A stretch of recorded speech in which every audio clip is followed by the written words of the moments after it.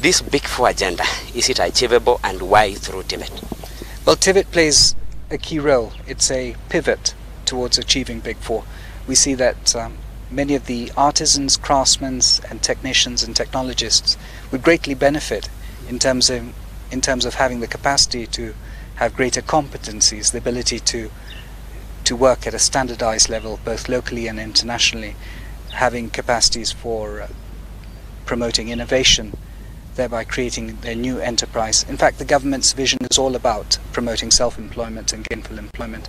As you rightly put it, we need to create many jobs in this country, TVET jobs in particular. In fact, 10% of our population should be within the TVET sector, and this would then help promote the Big Four and build the necessary capacity in terms of human capital to be a key function to areas of agriculture, healthcare, areas of manufacturing and areas of housing.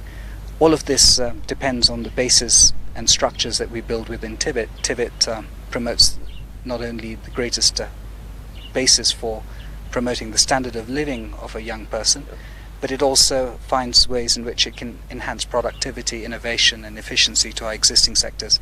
And so there's an overwhelming emphasis now to see how we're able to promote the areas of infrastructure development within TVET, building capacities for trainers and building capacities that ensure that we're able to promote a nexus between the micro, small, medium enterprise sector and ourselves. Well, PS, someone will argue that in Kenya the major problem is lack of job. Maybe you are targeting 1 million youth to be trained in a year. Where are they going after this training? I think the point here is more the quality of training and the competencies and the level of standards. Having the necessary critical mass of 10% of the population in TVET would then generate economic development and promote the diversification of our industries and capacities and the growth of our small medium enterprise sector. It matters most at this particular moment that we focus on quality and relevance of TVET outcomes and competencies. Most of TVET institutions in Kenya so far, they are overstretched, especially in terms of population. Like Eldoret Polytechnic, it has more than 10,000 students compared to 8,000 students.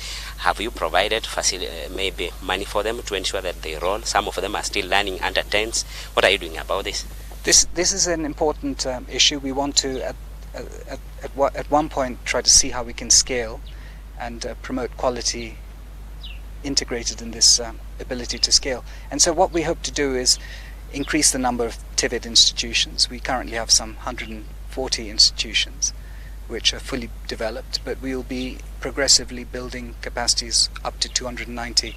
We'll also see how institutions like the Eldoret Polytechnic partner with the vocational education training institutions and VTCs, thereby creating clusters and promoting the areas of centers of excellence. We have programs by the World Bank which focuses on centers of excellence. We're looking at further support from institutions like and foundations like the MasterCard and Equity Foundation and various other initiatives to scale the model based on sectors, agricultural sectors, but the actual value chains, whether it's producing value addition from a bamboo or a fruit, and how such institutions then become concentric towards creating many more products from their institutions. So what you'll eventually see here is that we have a natural raw resource like a fruit or a vegetable, and through all this work in terms of standards and innovation, you'll have 50 different products emerge from it, and this would then contribute to the diversification of our economy. My last question to you, we have seen most of students, especially from TVET institution, coming up with fantastic innovations, but they end up just in the village. They go nowhere. Like today, we understand you are going to award one of the best innovator in this region. Why is this, and why are you having any plans to take them somewhere else after these better innovations? It's through strengthening of TVET institutions that we build capacities for them to commercialize and incubate their ideas from institutions like this. It's also a closer partnership with industry and capacities to increase competency, skills, innovation capability, research capability. But above all, we need to extensively create opportunity. Once we've developed this capacity, then the opportunity has to be created. And so it's through these networks between the micro, small, medium enterprise sector and TVET sector that we will be focusing increasingly on in order to institutionalize and promote the necessary empowerment for young people to see their ideas to commercialization and self-employment. Thank you very much. Wahiga, if I can talk to the Eldoret Polytechnic principal just for 1 minute because of time. Maybe we have seen very big machines, and we understand that the best innovator in this region came from this institution. What is your take on this and the machines we are having? Do you have enough capacity in terms of people who can work with them, or you are still waiting for people to come and train your students? Well, thank you so much, Mr. Wanyama, and I would like to say that the best innovator came actually from this institution. That was Fra Kevin, and he has done very well in regards to innovating self-loading posture mill, and there could be many innovators in our institution, and this is as a result of the new training equipments we have been given by AVIC, and we are intending to receive more. And I would like to say that this institution actually is taking the lead in actually championing the FIG 4 agenda, because we train mercenaries, we train carpenters, we train plumbers, and this will assist the government in actually achieving the FIG 4 agenda, especially in affordable housing.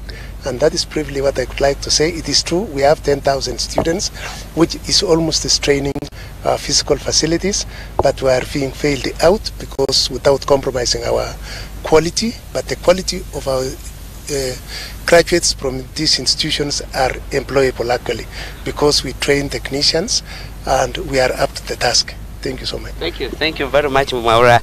Those are very great views from the leaders here, from the minister or stakeholders from Ministry of Education. And as you know, Maura, whatever they are insisting on is that they are really trying to train this youth, especially targeting like 1 million per year, so that they can create their own jobs, not waiting for maybe tomorrow to go and look for a job in some office somewhere. But they want this youth, once they graduate from these institutions, they go and create their jobs. From Uasin Gishu County, back to you, Studio Wahiga.